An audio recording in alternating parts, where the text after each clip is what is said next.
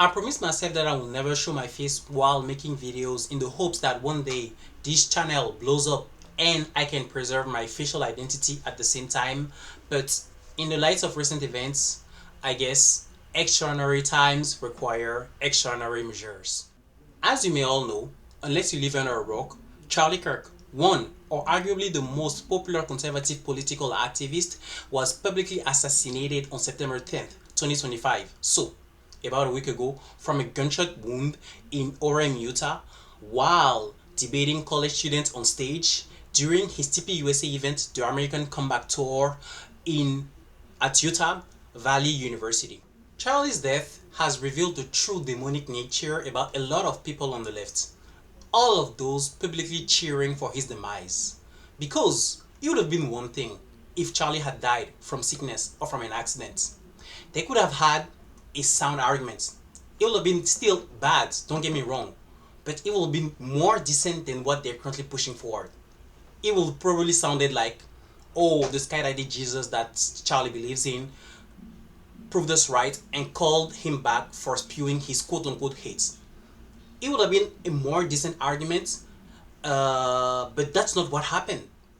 Charlie was publicly executed by a craven fiend while doing what people on the left hated him for: debate ideas.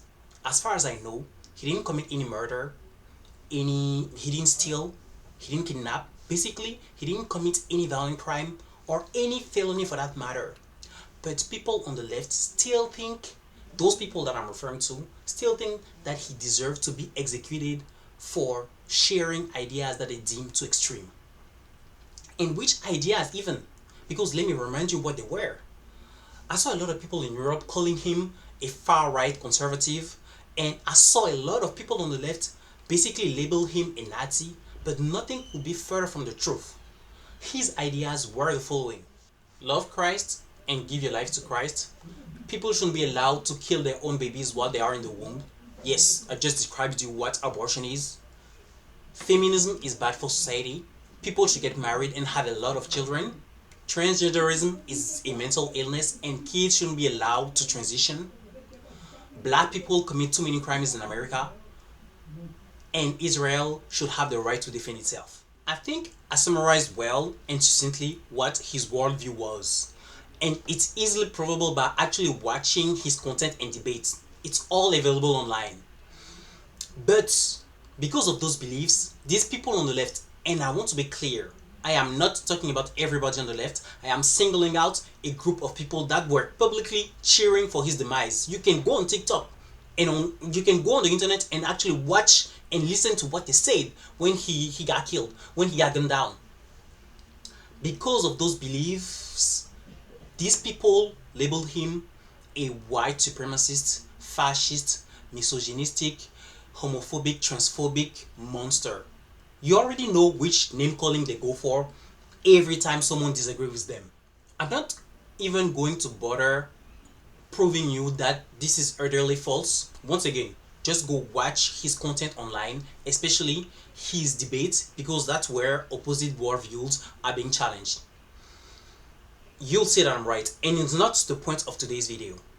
And to the people on the left that I'm singling out, because I know some of you will be watching, I know it's pointless, because you don't care about debating ideas, you don't care about the truth. But what I'm going to say is that I'm fairly conservative, and I mainly watch right-wing content, and if we want to rate him among all the political pundits, from far left to far right, his ideas, his positions don't even qualify as extreme. They are moderate.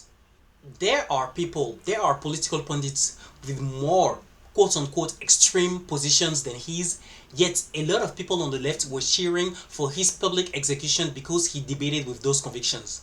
And I can guarantee you that those people, the same people, supported the riots over George Floyd's death, who was a career criminal who once held a pregnant woman at gunpoint and then proceeded to rob her house. This man had enough fentanyl in his system to kill a horse and was in the course of committing another crime when he was apprehended by the police and resisted arrest until Derek Chauvin used an authorized technique to restrain him when he died. Even though it is tragic that he's lost his life, there is nothing to be celebrated about this man because he was vile. And this is the kind of man these people on the left supported and burned down cities over while cheering for the public execution of Charlie Kirk, the non-violent, law-abiding family man who said mean words to black people and trans people because I guess, I don't know, racism and police brutality bad. So, in the light of all of this, here are my two messages. My first message is to conservative people. Go back again and listen to Charlie Kirk's opinions that I've given you. If you ever come close to having any of those beliefs, know that these people on the left think that you deserve to be publicly executed for holding any of those beliefs. Arraignments, trial, prisons are not good enough to punish those hateful thoughts of yours. They think you deserve to be publicly executed, Ned Stark style, because they deem you irremediably too hateful.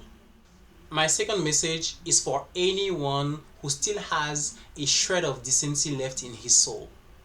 White, black, yellow, brown, left wing, right wing.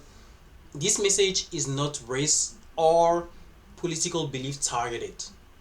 This is a message for people with a shred of conscience and decency left in their soul. If it wasn't clear enough before, or maybe you had doubts, this is a clear proof that God is real and that we are literally at warfare with demons. Not a physical warfare, even though Charlie tragically lost his life through physical violence, but spiritual. It is a war between good and evil, and this group of people that I'm singling out, and once again, I'm not talking about everybody on the left. I cannot stress this enough. I am singling out the group of people that were publicly cheering for his demise. These people that I'm talking about, they are demon possessed. They claim they fight for good, but don't even know what good is. They're following Satan's words. This type of evil should not be tolerated into our society, and this is not a call for violence. Let me preface this. This is not a call for violence. This is a call for people with a shred of conscience left in their soul to wake up and start calling out the evil, expose them and shame them until it rescinds. This type of evil can't and should never be tolerated into our civilized society. This type of evil can't and shouldn't expand further into our society. It has expanded way too much already. They are way too comfortable with that shit. Lol. That's cynically funny in a sense. I use the term civilized society because we tend to see our ancestors as barbaric lunatics because of some of the things that we were told that they were doing in the past. But we've managed to genocide at least 1.5 billion babies through abortion in a span of 80 years in the world. It is a higher death toll than all of the wars combined in 2000 years of human history. I wonder if we're really less barbaric and more civilized than our ancestors. Damn. I've never felt more black pills. We are really living in hell. Anyway, let's use one of the tactics that the left loves: cancel culture. These people need to be shamed and cancelled the same way these lunatics on the left shamed and cancel people for disagreeing with them. Because if there is one thing, absolutely one thing that needs to be learned about Charlie's death, that the left was right all along, is that freedom of speech is really not freedom of consequence. Speech was never free and probably never will be, and Charlie found it out the most horrendous way possible. Don't let them gaslight you into thinking that it's wrong or that you're against free speech for doing it. We live in a world where people have opposite opinions and worldviews, and both cannot be true at the same time.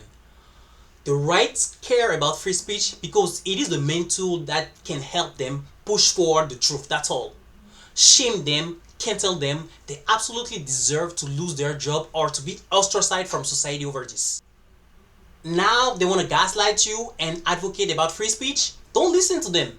They banned Trump from every major social media platform after January 6th. He had to create his own to be on social media. They censored and banned people for questioning the vaccine and for speaking out against BLM. People lost their jobs because they wouldn't take an experimental vaccine, but now they want to cry over Jimmy Kimmel getting fired over free speech? Remember what those years under Biden felt like. Were like, actually. They never ever cared about free speech and always advocated for censorship. And all of a sudden, now that their opposition has the ball of power, now they want to cry and advocate for free speech? They still think you deserve to lose your life if you don't share their vision of the perfect world. Forget about the 1.5 billion babies that were murdered over the course of 80 years through abortion. If they had it their way, we would have unrestrained, unlimited abortions. Police will stop tracking down violent offenders and will focus their time tracking down all of you people who share similar opinions and worldviews than Charlie. Even people who share more extreme worldviews than Charlie. They will track you down, they will line you up, and you will all be executed with a glee on their face while they take your kids and transition them. That's what their perfect world looks like. So, let's try to bring back some modicum of decency into our fallen world. That's what Charlie was doing with his debates. Let's continue his fights. Rest in peace, Charlie. My prayers are for you and your family.